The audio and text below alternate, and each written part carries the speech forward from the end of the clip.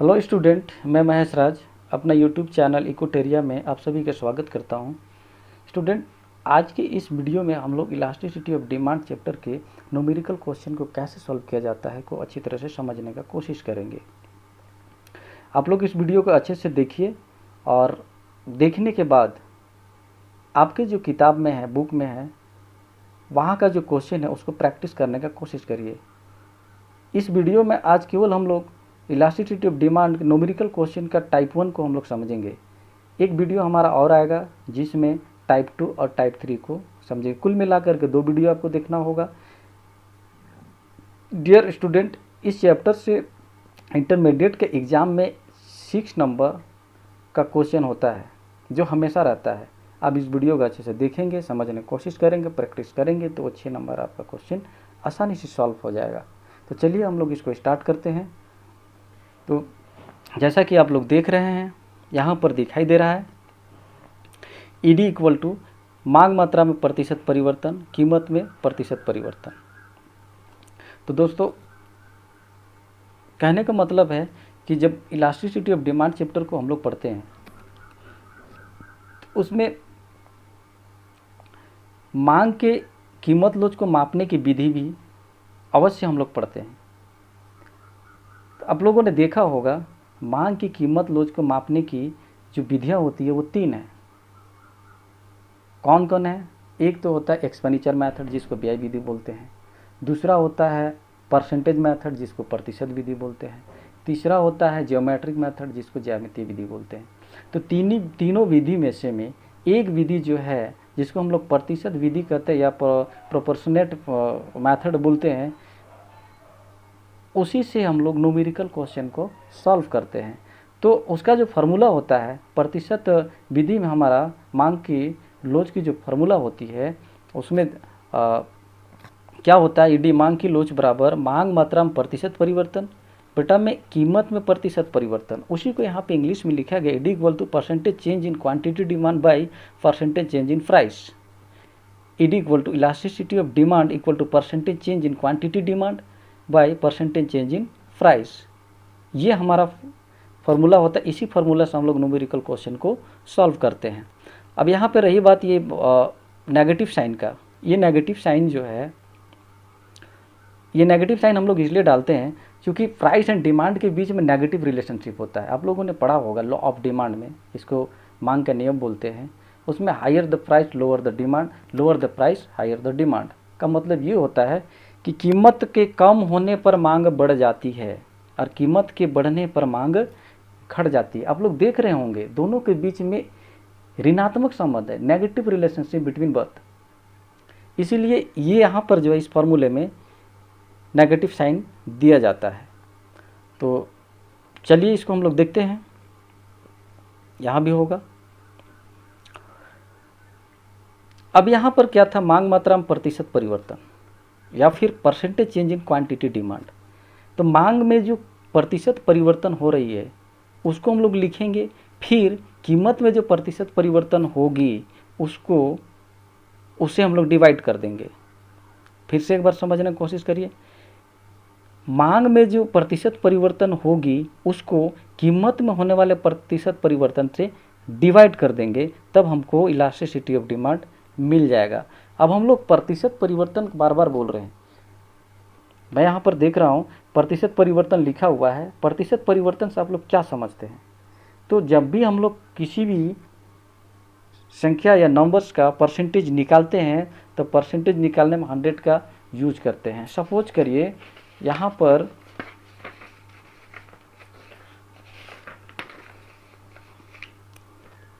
Hundred का 50 कितना percent है, ये 100 का 50 कितना परसेंट है, तब हम लोग उसको उसके साथ में 100 का यूज करते हैं। ये कट जाता है तो मेरा 50 बच जाता है। तो 100 का 50 कितना परसेंट है, 50% है। इसीलिए यहाँ पर जो है जब हम लोग आगे देखेंगे तो 2 तरह का क्वांटिटी आएगा, एक पहले क्वांटिटी और एक बाद का क्वांटिटी। उससे ये कितना परसेंट है उसी के लिए यहाँ पे 100 का प्रयोग किया जाता है। अब उसी प्रकार से जो है हमारा प्राइस, पहले जो हमारी प्राइस थी और अब जो प्राइस में चेंज हुआ वो कितना परसेंट है, इसके लिए ये है। तो कुल मिलाकर के ये क्या है, percentage change in quantity demand divided by percentage change in price, मांग मात्रा में प्रतिशत परिवर्तन बाई कीमत में प्रतिशत परिवर्तन। आगे इसको हम लोग इस तरह से लिख सकते हैं, एडी इक्वल टू, अब लोग देख रहे हैं ये 100 ये 100 कट जाएगा, उसके बाद बचेगा क्या मेरा, तो बचेगा ये delta Q upon Q divided by delta P upon P, ये बच रहा है क्योंकि 100 कट जाएगा। इसको अभी मैं रहने देता हूँ, क्योंकि जब और टाइप 2 पढ़ेंगे हम लोग तो टाइप 2 में इसकी ज़रूरत पड़ेगी।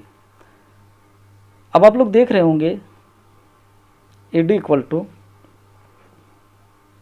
ये क्या है, delta Q by Q divided by delta P by P, का मतलब क्या है, ये डिवाइड में है, इसको हम लोग इनटू में चेंज करेंगे तो क्या हो जाएगा, delta Q by Q into, जब ये डिवाइड में होता है और जब उसको इनटू में चेंज किया जाता है तो नीचे वाला पार्ट में चेंज होगी, ये पी ऊपर जाएगा और डेल्टा पी नीचे आएगा, ये आप लोग जानते होंगे, पी डेल्टा पी। इस तरह से इसका फॉर्मूला हो रहा है, सभी जगह ये नेगेटिव साइन लगेगा ही। आगे चलिए, एडी इक्वल टू, अगर इसको पूरी तरह से अगर फार्मूला में रखा जाए तब ये हो जाता है, डेल्टा डेल्टा को one side, delta Q by delta P into P by Q, ये हमारा फार्मूला है इलास्टिसिटी ऑफ डिमांड फाइंड करने का। मेन फार्मूला मेरा यही है, इसी से हमारा न्यूमेरिकल क्वेश्चन सॉल्व होगा। अब इसमें समझने वाली बात है कि ये डेल्टा क्यू क्या है, डेल्टा पी क्या है, पी क्या है, क्यू क्या है, तो इसको समझेंगे हम लोग। डेल्टा क्यू इक्वल टू, यहाँ पर देखिए डेल्टा क्यू इक्वल टू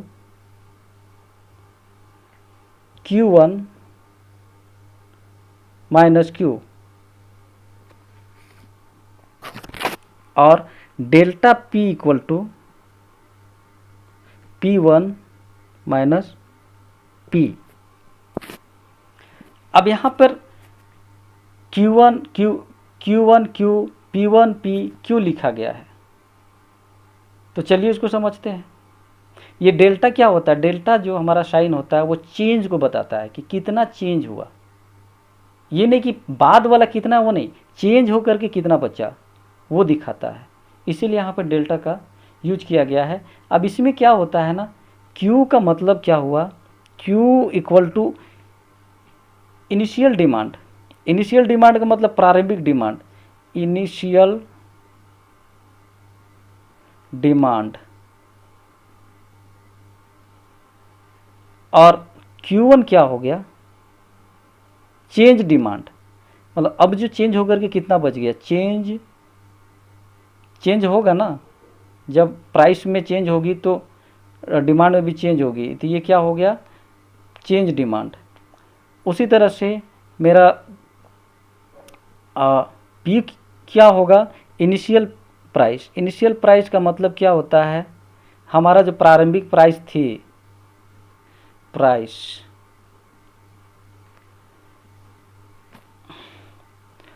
अब P1 क्या हो गया, चेंज प्राइस, चेंज के बाद क्या हुआ, प्राइस शो है। ये सभी को समझने की कोशिश करेंगे। Q क्या है, इनिशियल डिमांड का मतलब क्या होता है, प्रारंभिक मांग, शुरू में कितनी मांग थी। Q1 क्या है, चेंज डिमांड, जो परिवर्तन के बाद डिमांड क्या हुआ वो है। P क्या है, इनिशियल प्राइस, जब चेंज नहीं हुई थी शुरू वाला प्राइस क्या थी। अब P1 क्या है, चेंज प्राइस, अब चेंज प्राइस होकर के कितनी हो गई वो, उसी यही दोनों का जो अंतर होता है वो हमारा डेल्टा में फाइंड होती है। अगर डेल्टा Q निकालना होगा तो दोनों Q को लेंगे, उसको क्या करेंगे, बाद वाला जो मेरा चेंज होने के बाद जो क्वांटिटी है उसमें से मैं पहले का क्वांटिटी को माइनस कर देंगे। उसी तरह से डेल्टा P फाइंड करने के लिए पहले वाला बाद वाला जो मेरा प्राइस है उसमें से मैं पहले वाला प्राइस को माइनस कर देंगे, तब हमारा डेल्टा क्यू और डेल्टा पी फाइंड हो जाता है। अब इसको इस तरह से भी समझेंगे। चलिए अब देखते हैं हम लोग। मान लीजिए कि कोई गुड्स था जिसका शुरू में प्राइस 4 रुपये पर यूनिट थी, तब मेरा डिमांड कितनी हो रही थी, 10 यूनिट। ठीक है, 4 रुपये पर यूनिट प्राइस था, तब उसका जो डिमांड था 10 यूनिट। अब ये प्राइस में चेंज होता है, प्राइस जो है मेरा मान लीजिए कि 6 रुपये पर यूनिट हो जाता है, तो डिमांड जो डिक्रीज करके ये P1 होगा, और तब डिमांड मेरा डिक्रीज करके 8 हो गया।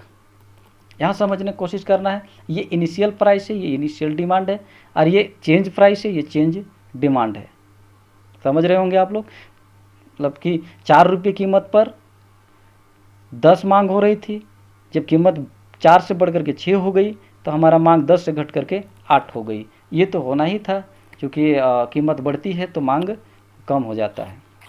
ठीक है, इसको हम लोग बनाएंगे तो क्या हो जाता है, आप लोग फार्मूला में देख रहे होंगे, क्योंकि देखिए delta Q by delta P है फार्मूला में, इंटू पी बाई क्यू है, तो पी पता है, क्यू पता है, ये हमको पता हो गया, पी क्यू मालूम हो गया हम लोग को। अब हमें क्या जानना है, डेल्टा क्यू और डेल्टा पी जानना है। तो डेल्टा क्यू इक्वल टू क्या हो जाता है, डेल्टा क्यू इक्वल टू आप लोग देख रहे होंगे Q1 minus Q equal to Q1 कितनी है, Q1 8 है, माइनस Q कितनी है 10 इक्वल टू -2। आप लोग देख रहे हैं यही मेरा डेल्टा Q होता है, -2, क्योंकि कम हो गया। अब यहाँ पर देखिए डेल्टा P फाइंड करना हो तो मेरा क्या होता है, P1 minus P equal to P कितनी थी 4, P1 कितनी है 6 माइनस 4 इक्वल टू 2। अब आप लोग देख रहे होंगे ये जो हमारा फार्मूला होता है इलास्टिसिटी ऑफ डिमांड का, delta Q by delta P into P by Q होता है। अब देखिए सब कुछ मालूम हो गया है, डेल्टा क्यू पता हो गया है, डेल्टा पी पता हो गया है, पी तो पहले से मालूम था, क्यू पहले से मालूम था। अगर इसको हम लोग अब फार्मूला में पुट करेंगे तो हमको इलास्टिसिटी ऑफ डिमांड मिल जाएगा। देखिए डेल्टा क्यू कितनी है, डेल्टा क्यू -2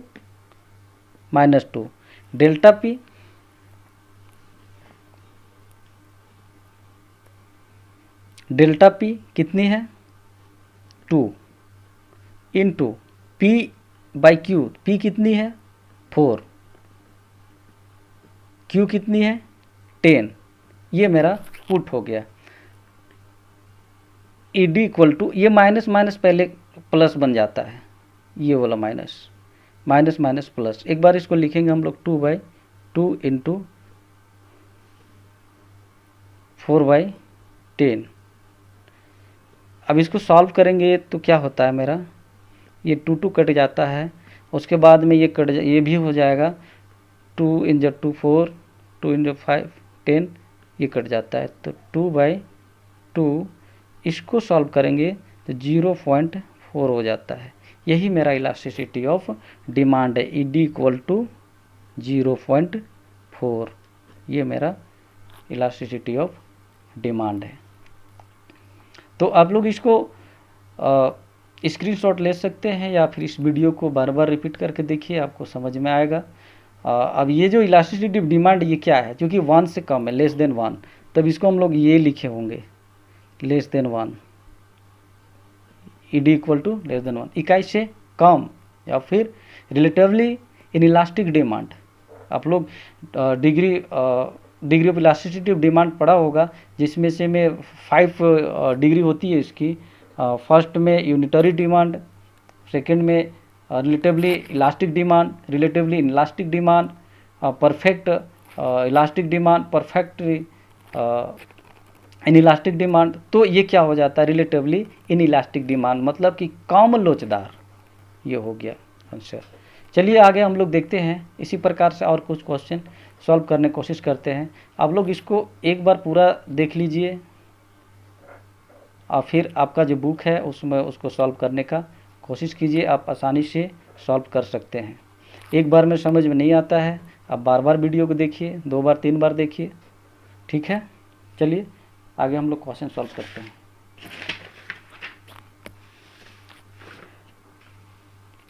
ये हमारा क्वेश्चन है इसका, अब यहाँ पर थोड़ा प्रैक्टिस हो। क्वेश्चन है when the price of a goods is ₹4 per unit, when the price of a goods is ₹4 per unit, the quantity demand is 10 unit. If the price of the goods fall ₹2 per unit, the quantity demand increase to 15 unit. Calculate elasticity of demand. हम लोग उसी को हिंदी में देखेंगे क्या लिखा गया है। जब किसी वस्तु की कीमत 4 रुपये प्रति इकाई कम होने पर वस्तु की मांग 10 इकाई होती है।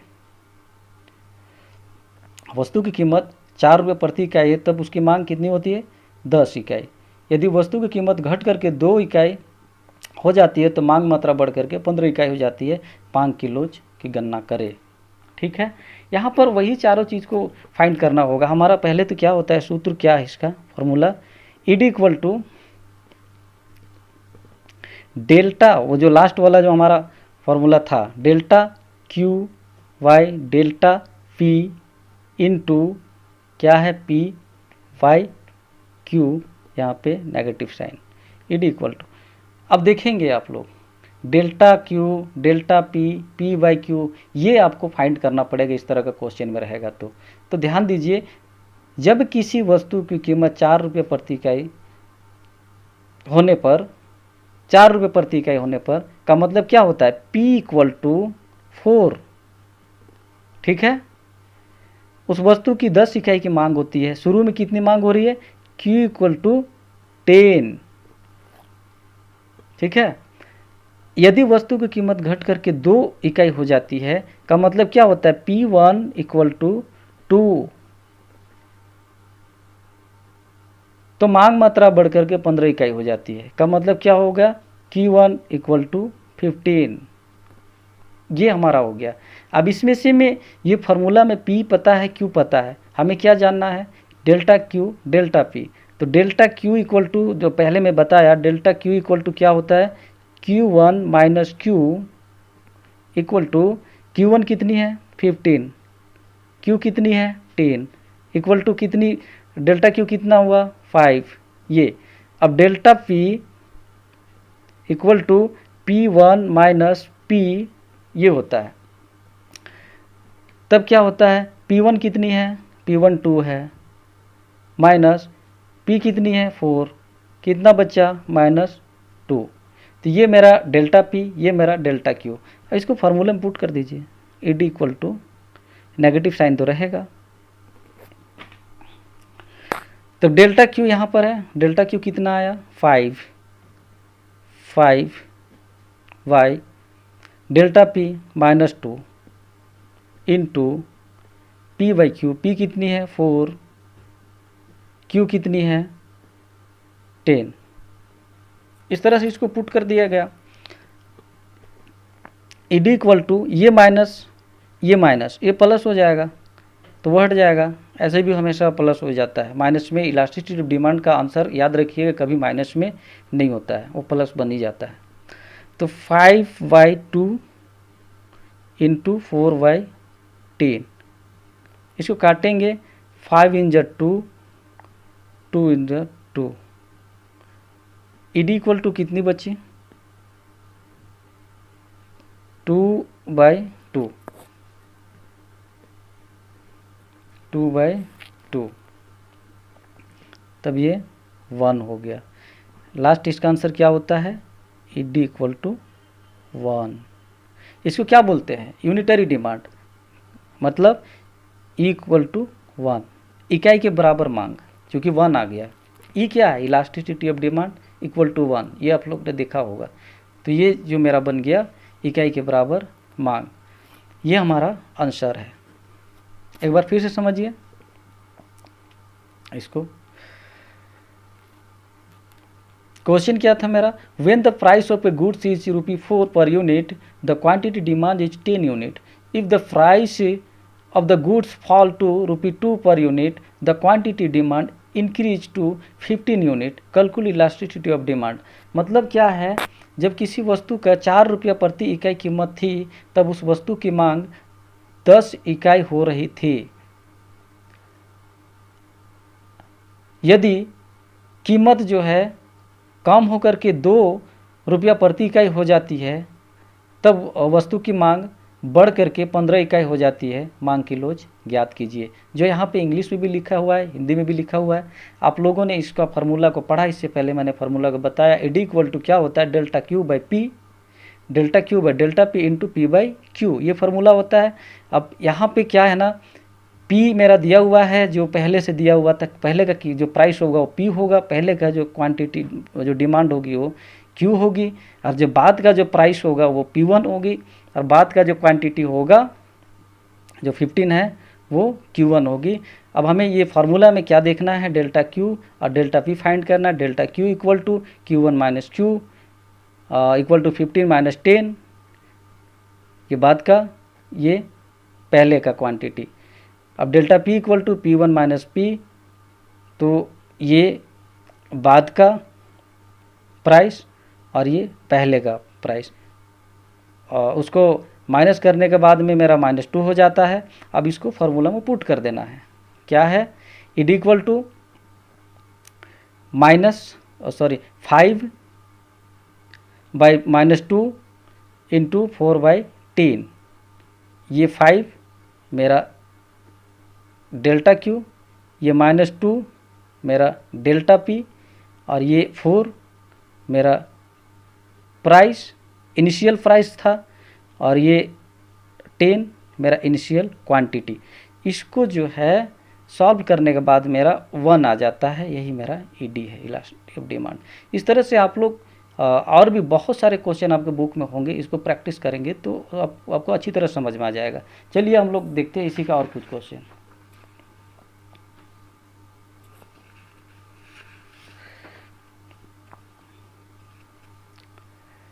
ये क्वेश्चन देख रहे होंगे, इसको अच्छे से समझिए। इस तरह का भी क्वेश्चन रहता है आपका एग्जाम में, समझने की कोशिश करिए।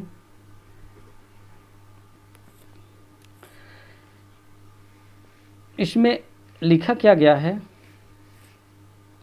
Find the elasticity of demand from given table, दिए गए तालिका से मांग की कीमत लोच ज्ञात कीजिए। आपका ऐसा भी क्वेश्चन रहेगा, यहाँ पे ज़्यादा लिखा हुआ नहीं है, एक टेबल दिया हुआ है, टेबल में एक तरफ जो है प्राइस को दिया हुआ है, एक तरफ डिमांड को दिया हुआ है, आपको इलास्टिसिटी ऑफ डिमांड फाइंड करना है।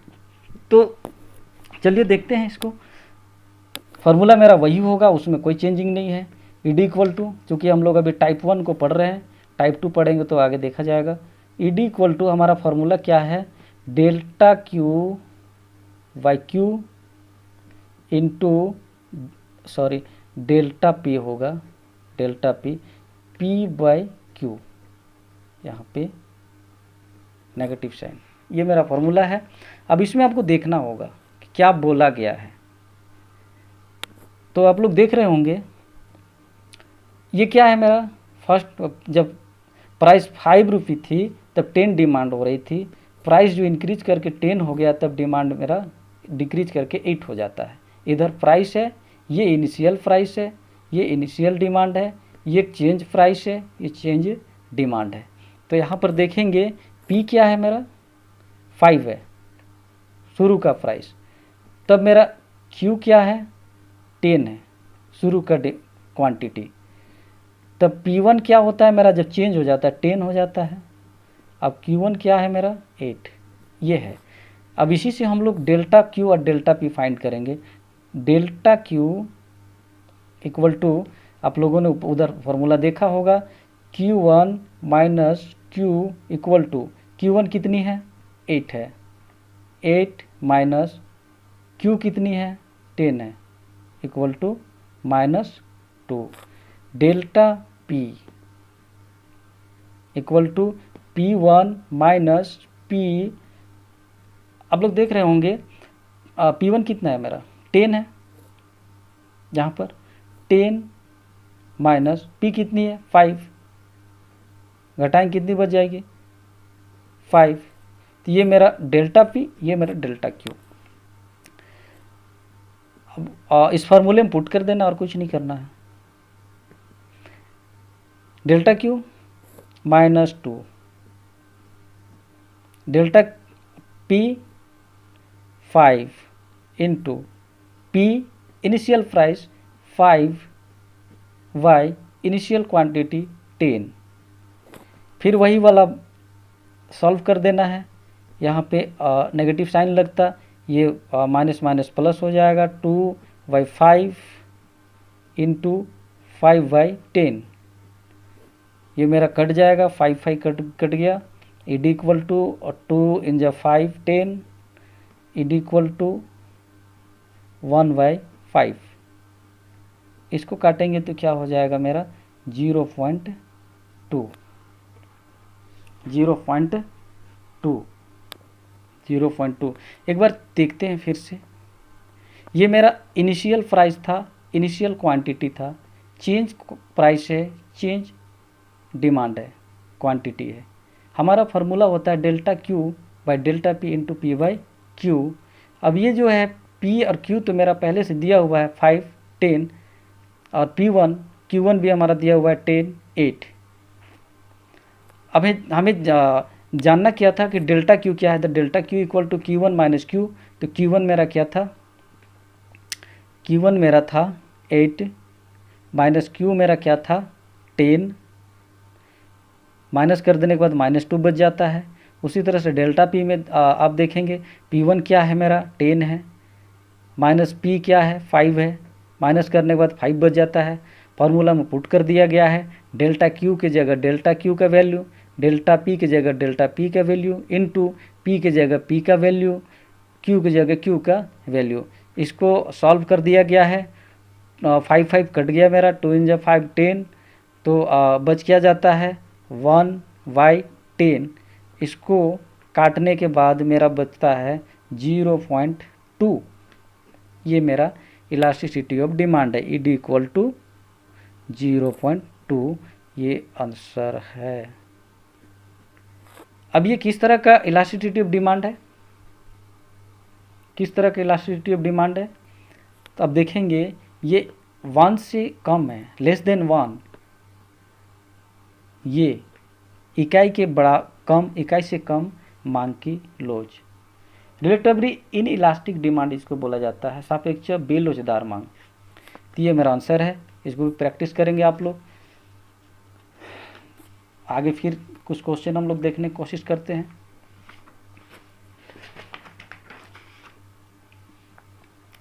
ये क्वेश्चन ये है, इसको देखिए।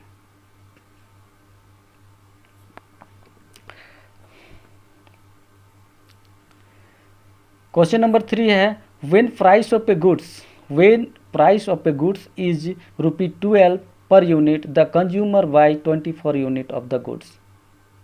When price rise to 14 per unit, the consumer buy 16 unit.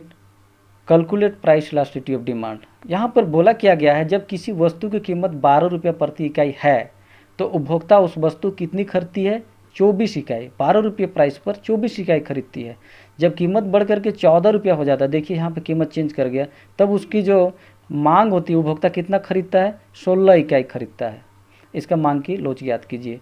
बढ़िया से क्वेश्चन एक बार समझ लीजिए। जब किसी वस्तु की कीमत 12 रुपया प्रति इकाई है तो उपभोक्ता 24 इकाई खरीदता है। जब कीमत बढ़ करके 14 रुपये प्रति इकाई हो जाती है तो उपभोक्ता 16 इकाई की खरीदारी करता है। मांग की कीमत लोच याद कीजिए। दोनों चीज़ दिया हुआ है, आप लोग फार्मूला को जानते हैं। उस फार्मूला को फिर से आप लोग पुट करेंगे, E D equal to delta Q by delta P into P by Q. ये मेरा फार्मूला होता है। नेगेटिव साइन यहाँ लगेगा ही। फिर से चलेंगे आगे। इड इक्वल, अब यहाँ पर क्या है, पी कितनी दी हुई है, P first initial price when price of a goods is 12 रुपया है, तब क्वांटिटी कितनी, द कंज्यूमर बाय 24 यूनिट, तब जो है कंज्यूमर जो है उपभोक्ता 24 यूनिट उसका खरीदारी करता है। तो ये क्या हो गया मेरा Q इक्वल टू, ठीक है। अब उसमें चेंज करेगा,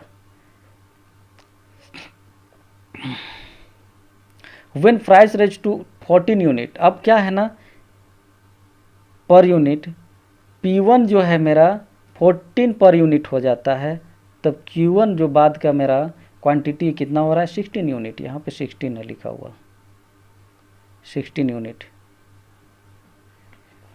यहाँ पर हिंदी में भी वही है, जब किसी वस्तु कीमत 12 रुपया प्रति इकाई रहती है तब 24 इकाई खरीदारी होती है। जब कीमत बढ़ करके 14 रुपये प्रति इकाई हो जाती है तब मांग 16 इकाई हो जाती है। इलास्टिक मांग क्लोज ज्ञात करना है, ये हो गया। अब उसमें से में देखेंगे हम लोग कि ये जो है डेल्टा Q और डेल्टा P कैसे जानना है।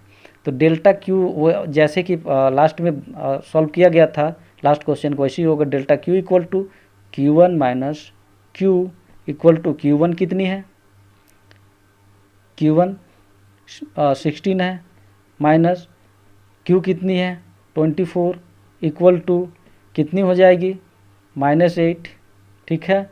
Delta P equal to P1 minus P equal to P1 कितनी है, P1 14 है, P कितनी है 12 है। तो 12 में 14 माइनस 12 इक्वल टू 2। तो सब पता हो गया, P पता हो गया, Q मालूम है, डेल्टा Q मालूम है, डेल्टा P मालूम है। अब इसको फार्मूले में पुट कर देना है। ED equal to delta Q कितनी है -8, डेल्टा P कितनी है 2 इंटू P कितनी है तो 12 है, Q कितनी है 24 है, यहाँ पे नेगेटिव साइन। इसको सॉल्व करेंगे। ED इक्वल टू ये माइनस माइनस प्लस हो जाएगा, 8/2 इंटू 12/24 काट देना है, 2 × 4 8, 12 × 2 24 इक्वल टू 4/2। अब ED इक्वल टू ये काट देने से कितनी होती है 2, का मतलब क्या होता है elasticity of demand equal to 2। ये मेरा आंसर है। इसको हम लोग क्या बोलते हैं, greater than elasticity of demand greater than 1, इकाई से अधिक मांग की लोच, या फिर रिलेटिवली इलास्टिक डिमांड ये बोला जाता है। एक बार फिर से इस क्वेश्चन को समझने का कोशिश करिए। क्या बोला है, when price of a goods ₹12 per unit the consumer buy 24 unit. जब कीमत 12 रुपया होती है प्रति इकाई तब कंज्यूमर जो है 24 यूनिट उसका खरीदारी करता है। When price rise to 14 per unit, कीमत बढ़ करके 14 प्रति इकाई हो जाती है तब कंज्यूमर बाय 16 यूनिट, तब कंज्यूमर क्या करता है 16 यूनिट खरीदता है। तब मांग की लोच क्या होगी, उसी में से में जो था फर्स्ट में मेरा ये जो इनिशियल प्राइस 12 था जिसको P से डिनोट किया गया है, इनिशियल क्वांटिटी 24 है जिसको Q बताया गया है, फिर उसके बाद में प्राइस मेरा क्या हो जाता है 14 जो P1 से डिनोट किया गया है। बाद वाला मेरा क्वांटिटी कितना था, जब कीमत 14 हो जाती है तब 16 हो गया जिसको यहाँ लिखा गया है। डेल्टा Q और डेल्टा P हमें फाइंड करना होता है क्योंकि हमारा फार्मूला ही होता है delta Q by delta P into P by Q। तो डेल्टा Q इक्वल टू बताया गया है, ये है इसका फार्मूला। इस फार्मूले के आधार पर इसको पढ़ा जा सकता है। 16 minus 24 minus 8 delta P equal to P1 minus P जो यहाँ पे दिया गया है इसको घटा देने से 2 होती है। फार्मूला में पुट किया गया है, पुट करने के बाद इसको सॉल्व किया गया है तो आंसर 2 निकल करके आता है। यही है इलास्टिसिटी ऑफ डिमांड। ये स्टूडेंट आज हम लोगों ने जो पढ़ा इलास्टिसिटी ऑफ डिमांड का जो न्यूमेरिकल क्वेश्चन वो टाइप 1 था। इसके बाद भी और क्वेश्चन का टाइप हैं, तो इसके बाद वाले वीडियो में मैं दोनों टाइप को बताऊंगा, टाइप 2 और टाइप 3। तब तक आप लोग इसको अच्छे से रिवीजन करिए, प्रैक्टिस करिए और एक रिक्वेस्ट मैं करूंगा, हमारा इस चैनल को सब्सक्राइब करिए, जिससे हमारा जो अगला वीडियो अपलोड होगी वो आपके पास नोटिफिकेशन पहुंच सकेगा और उस वीडियो को देख सकेंगे और समझ सकेंगे। तो चलिए, इस वीडियो को देखने के बाद लाइक करिए, दोस्तों को शेयर करिए अच्छा लगे तो। सभी को धन्यवाद वीडियो देखने के लिए, और टेक केयर, बाय।